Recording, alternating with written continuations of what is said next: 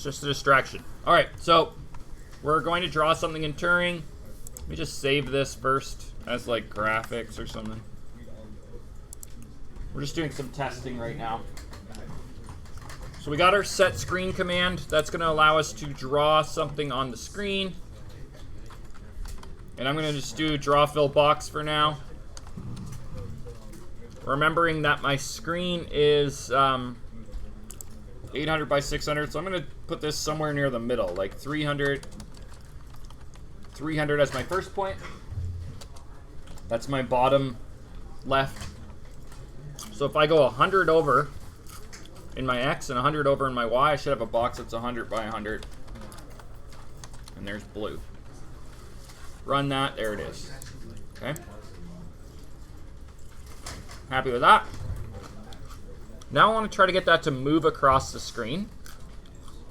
So here's what we have to do that. We have to write loop. We have to write end loop. And we have to put this draw command inside of that loop. So it's going to run constantly. It's going to constantly be drawing it. Over and over and over again. There you go. Can't really tell it's drawing it over and over and over again. However, I'm going to make this a variable.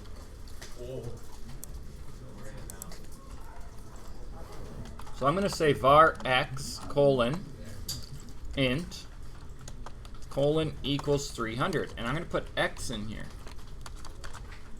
Now that shouldn't change anything either. Still just draws it at 300. But now it gives me the opportunity, because this can change, to say make x go up by 1. It's in a loop too, so watch what'll happen. Something weird will happen. Whoa! It happened too fast for us to even see what happened, so we have to actually slow it down. 0.5 seconds.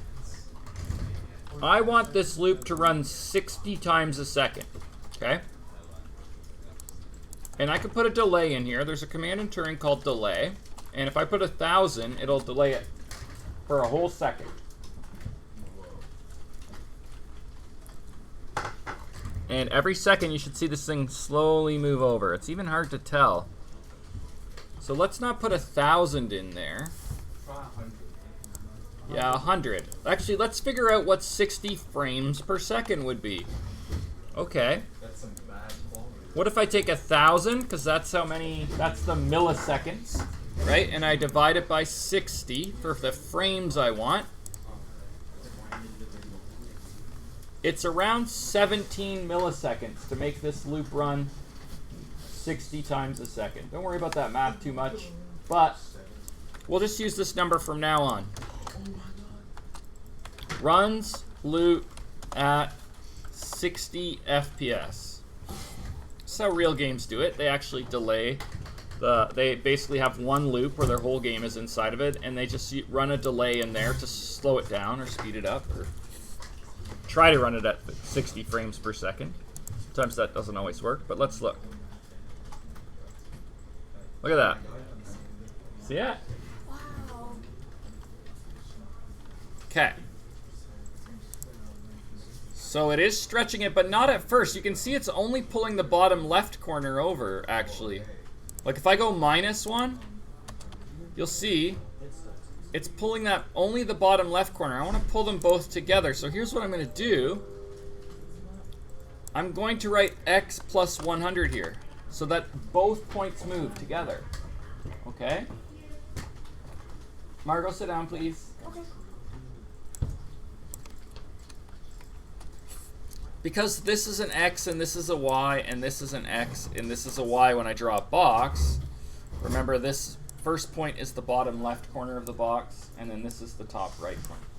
So I want these two to move together in synchronicity. So let's run that. You could still, it still looks like it's pulling it over, and the only reason it's doing that is because I haven't cleared my screen. So it's just like drawing it over top of itself and smearing it. So at the beginning of any game loop in Turing, I write this term CLS, which clears the screen. Clears screen. Okay? Now the box should move. It's blinking a little bit. Oh, it's gone. Okay? It is blinking a little bit. But I'll show you how to fix that in a second. But that's how you get something to move. If I want it to move a little faster, I could just choose X to be 5, maybe. There you go. Okay. It's important to have this delay in there or it'll go way too fast. If I get rid of the delay, it'll just go so fast you won't even see it. Boom. Okay, because the computer is able to run this loop like 1,000 frames per second because there's no code in there. Okay, here's how we get it to stop blinking. What we do is we write the word set screen here. And then in quotes we write the word off screen only. This tells Turing to draw everything at once and not draw it as it gets the command. If it draws all the draw commands it sees one after the other, it ends up blinking and doing crazy stuff. So we need this command here that says draw everything to the video card first. Every computer has a video card which processes all the graphics. Okay. And then right before the delay, we just update our monitor with whatever information was on the video card. So here we just go write the word view.update. And that command will put everything from video card to monitor. Okay? And that's the best way to draw in any computer programming. If you're going to draw like 500 things on your screen, you draw them all to the video card first. The video card's job is to figure out what the layering is, what the lighting is, where everything is going to be in reference to each other, what to draw, what not to draw based. Like let's say I draw a big house over top of a field. Well, the video card, I have the field in my video card and the house, but the video card's going to decide which part of the house to draw. If it's blocking out some of the field, don't draw this field. That's the video card's job, so we're going to tell it to do that with this off-screen only command, and then we're going to update our code at the end of our loop. So this loop is going to run 60 times a second. Every time it runs, the first time it runs, it's going to clear the entire screen. Then it's going to do all the code I want it to do. In this case, it's just going to draw a box and move the box. Then it's going to update my monitor and then slow down the loop so it doesn't run too fast, and then I won't get a blinky, okay? Cool. If you spell off screen only wrong, it will blink. Actually, it didn't there.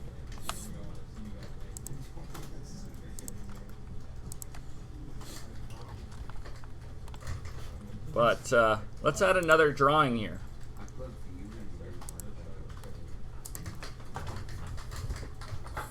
This will be on YouTube so you can check out. You made some small mistake too, you can check it out.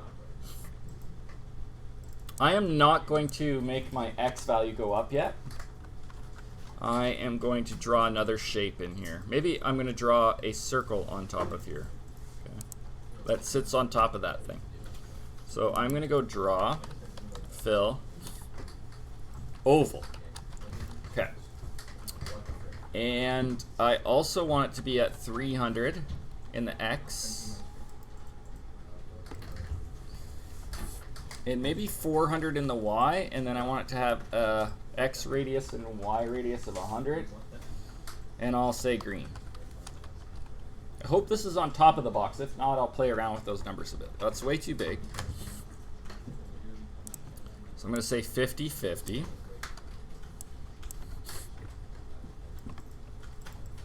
Okay. So it looks like I have to move it over another 50. And move it up about 100, I think.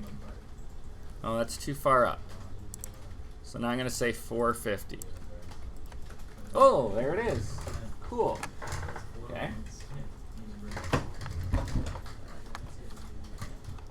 So, I want the green circle to move with the blue square. So I'm just going to say x colon equals x plus 5. And the blue square will move because he has a variable x in there. It's telling him to move, no problem. Okay, but the green stays put. And what I'm going to do here is just be clever with, without making a second variable. Shh. Luke? Ken? Are those the two guys not sitting in their regular seats that are talking and not doing anything? Potentially. Okay. So if this is x and this is the variable, this is 300. If I want this to move at the same speed x does, I'm just going to make this x. But I have to write plus 50 there. Why do I have to write plus 50? If it was 350, yes, guy? Yeah, x is 300 and this was 350. So if I'm just smart in the way I compare them, I can say that it's always just 50 plus whatever x is. And then if I run that, the thing should travel along with it. So we could make like a car with wheels or like an animal with all kinds of different shapes. And we only have one variable that gets them moving. In addition, much like in, do you remember in Scratch when we would get this thing to bounce? Right? We did it with like an x step and a y step variable. So if I go x step here, right? That shouldn't change my code in any way. I had the same thing as you, and it doesn't show the like green circle. No? Your screen's too small, Logan. You spelled this wrong. Oh, what? Small little spelling mistakes will get you in Turing, guys. Especially with these set screen commands. Because they won't error out. Okay. I just want to check if x is ever bigger than however big the screen is. My screen's 800 wide. So I'll say if x is ever bigger than 800, then... I don't think you need brackets in Turing, right? If x is ever bigger than 800, I want to bounce the thing. So the best way to bounce the thing is to say x step colon equals negative x step. That will take it and point it in the other direction. So there it goes, and it bounces. It won't bounce off the other side because I don't have an if statement for that. But that is the very basic beginning to how to get stuff to move around in Turing. You have this loop. It runs 60 times a second because we're telling it to with a delay. It's clearing the screen every time, 60 times a second. And then you treat it like you would any other code, the way you're drawing stuff, moving stuff around. The last thing you have is this view.update, which makes sure that all of your drawings are layering and going to the monitor. Okay? So I'll post that to YouTube. Today, I want you to use today to start thinking about things you could move in your Turing landscape. Okay?